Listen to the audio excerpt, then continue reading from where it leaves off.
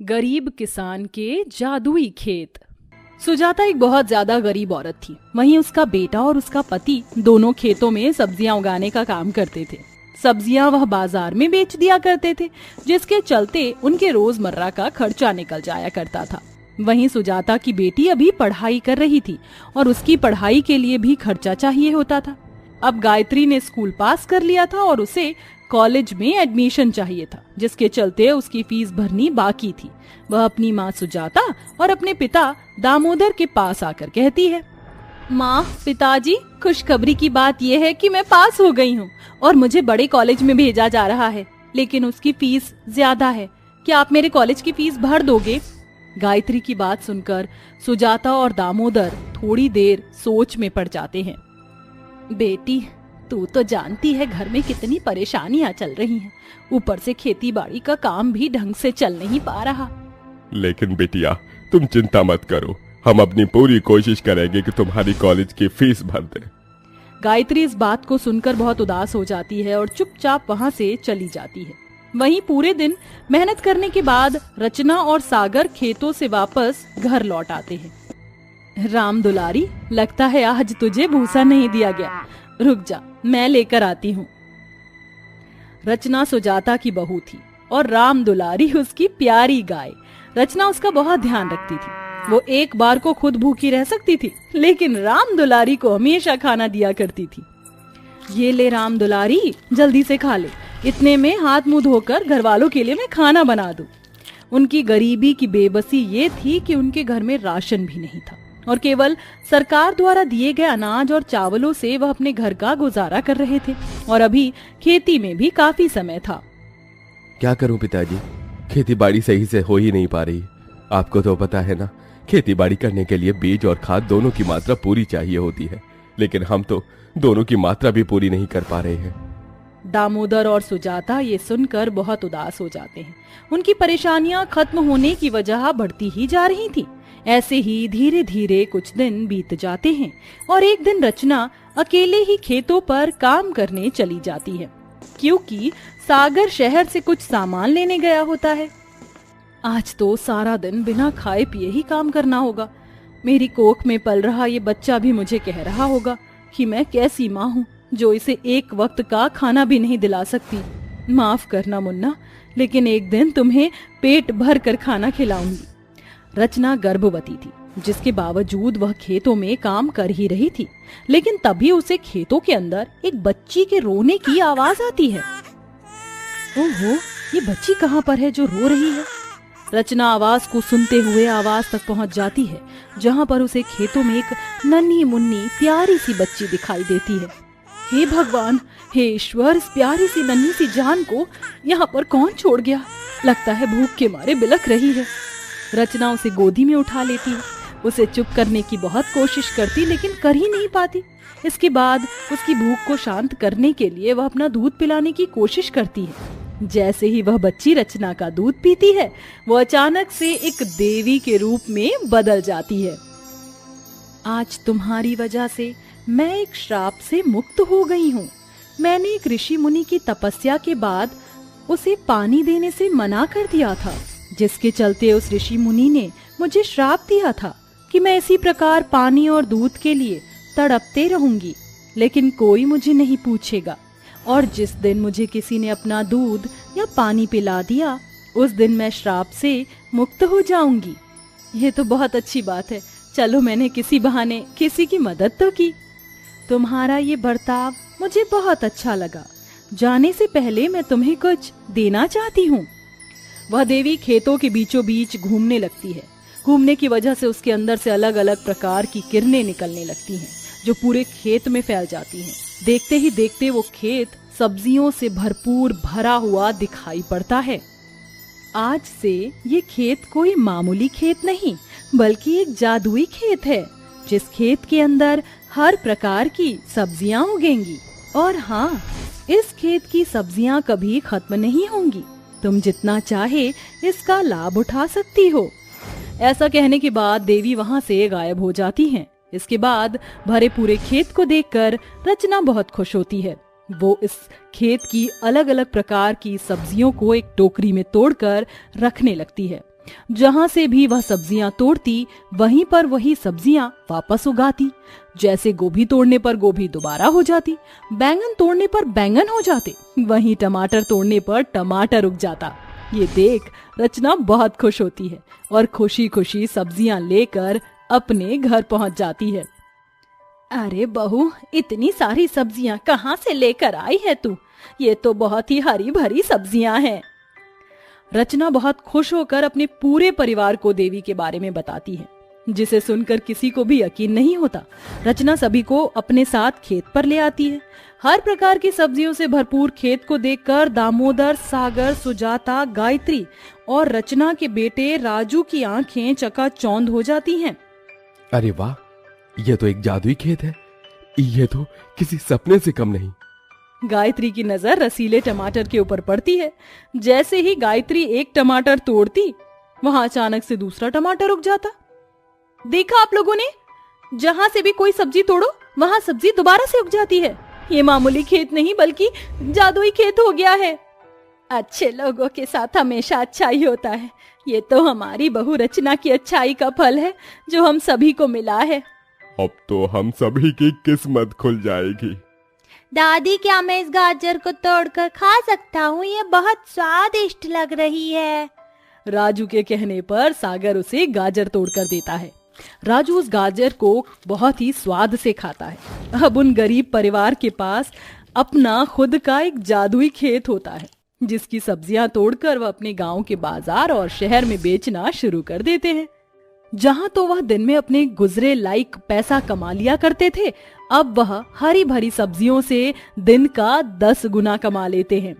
जब हफ्ते में मैं एक बार शहर में सब्जियां बेचने जाता था तो मुश्किल से 200 रुपए या फिर 300 रुपए ही कमाया करता था। लेकिन आज देखो, आज मैंने उन सारी ताजी सब्जियों के ढेर सारा पैसा कमाया है, इतना जितना हमने एक महीने में भी नहीं कमाया होगा। ये तो बहुत अच्छी बात है। कम से कम अब हमारी परेशानी तो ठीक हो जाएगी। जादुई खेत की मदद से गायत्री को कॉलेज में एडमिशन मिल जाता है। राजू का एडमिशन प्राइवेट स्कूल में हो जाता है। सागर अपनी खुद की एक सब्जियों की बहुत बड़ी दुकान खोल लेता है और वहीं रचना उसके साथ सुजाता दोनों मिलकर जादुई खेत का ध्यान रखना शुरू कर देते हैं। वो दोनों मिलकर खेतों से सब्जियां तोड़ते हैं तो वहीं दामोदर और सागर उन्हें बाजारों में बेच दिया करते थे। कितना गोल मटोल बैगन है, इसको देखकर तो इसका भरता बनाने का मन कर रहा है। इसको तोड़ लेती हूँ। सुजाता के बैगन तोड़ते ही वहाँ पर एक नया बैगन उग जाता है। सुजाता ये देखकर बहुत खुश होती है। जहाँ तो उनके घर में खाने का एक दाना तक नहीं था, अब उनके खेत में हर तरीके की सब्जियां थी, जिनकी मदद से वो जो खाना चाहते वही बना लेते। इसी प्रकार अब वह जादुई खेत की मदद से हंसी खुशी अपने जीवन में जीने लगते। गजेंद्र अपने ऑफिस में बैठा होता है, तभी अचानक से उसकी तबीयत खराब हो जाती है, जिसके चलते वो अपने मैनेजर को बुलाता है। रूपक, जल्दी से एम्बुलेंस और मेरी बेटी को कॉल करो। हाँ। रूपक एम्बुलेंस और उसकी बेटी वेरोनिका को कॉल करता है। वेरोनिका, तुम कहाँ हो? तुम जल्दी से ऑफिस में आ जाओ। तुम्हारे पिताजी की तबीयत बहुत ज्यादा खराब है। मैंने एम्बुलेंस को तो कॉल कर दिया है, लेकिन अभी तक एम्बुलेंस आई नहीं है। तुम जितनी जल्दी हो सके ऑफिस में आ जाओ। वेरोनिका ये सुनते ही बहुत ज्यादा परेशान हो जाती है और अपनी कार में बैठकर सीधा ऑफिस आ जाती है, जहां वो अपने पापा को बीमार कुर्सी पर पड़े हुए देखती है। डैड, आपको कुछ नहीं होगा, बस थोड़ी सी शांति रखिए। वेरोनिका एम्बुलेंस में लिटाकर अपने पिताजी को अस्पताल ले जाती है, जहां डॉक्टर उनका चेकअप करने के बाद वेरोनिका के पास आकर कहते हैं,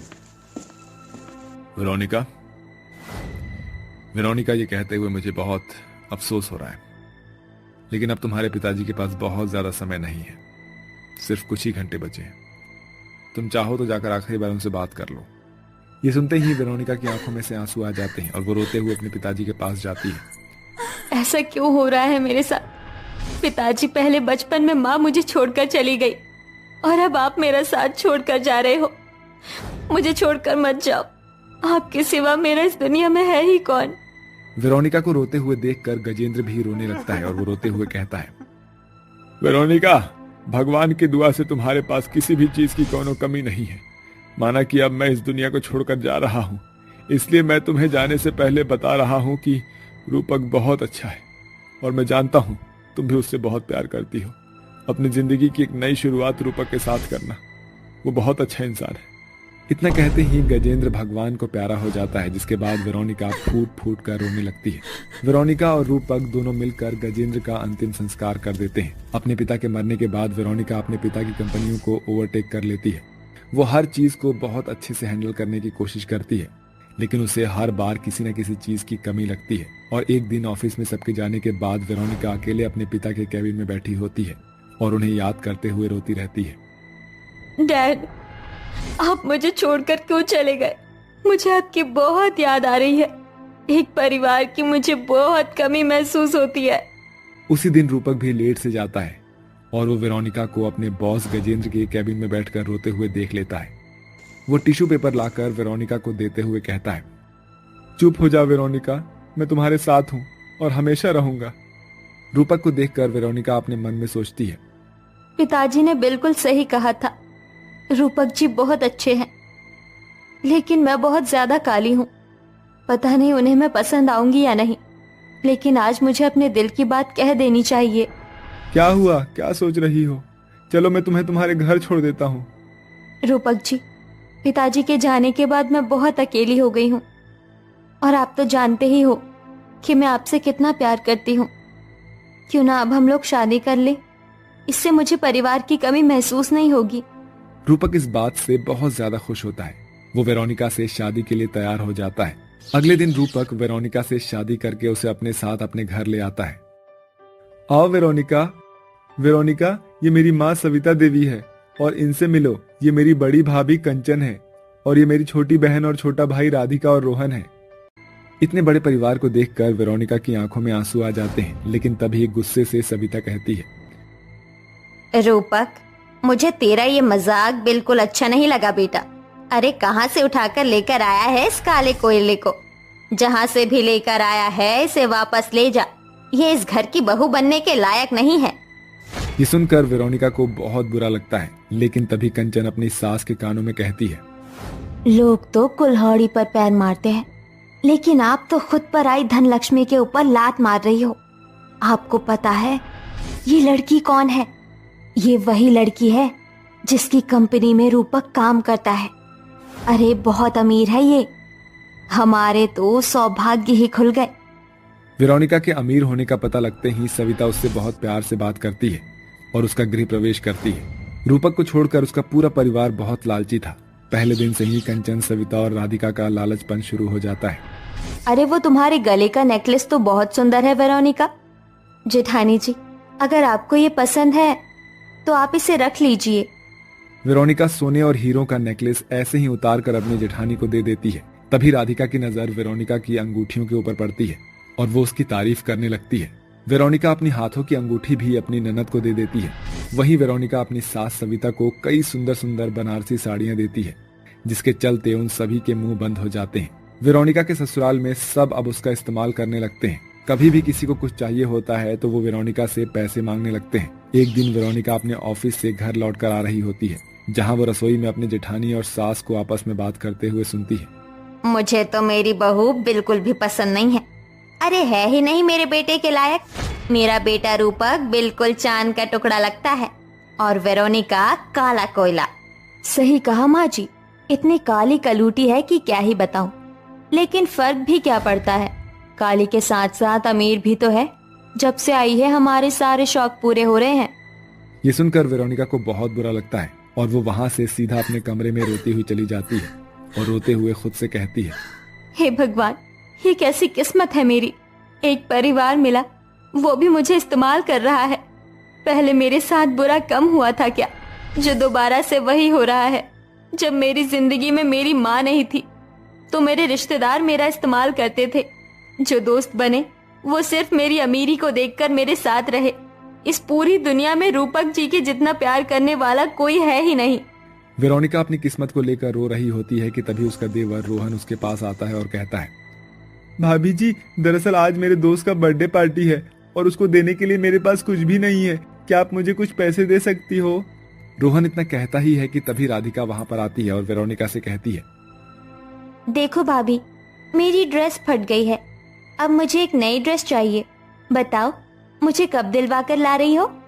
अपने देवर और अपनी ननद को ऐसा कहते हुए देख वेरोनिका को बहुत तेज से गुस्सा आता है और वो गुस्से में अपने सारे प्रॉपर्टी के पेपर निकालती है और उन पर सिग्नेचर करने लगती है, जिसके बाद वो सारे पेपर्स लेकर अपनी सास और जेठानी के पास पहुंच जाती है।